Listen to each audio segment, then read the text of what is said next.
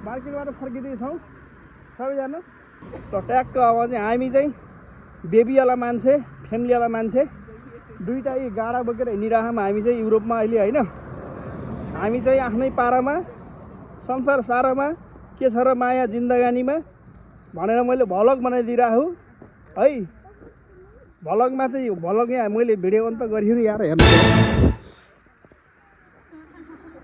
ल। सबैलाई आफ्नै पारामा मैले चाहिँ भ्लग बनाइरहेको छु, सबैले हेरेर इन्जोय गर्नु होला।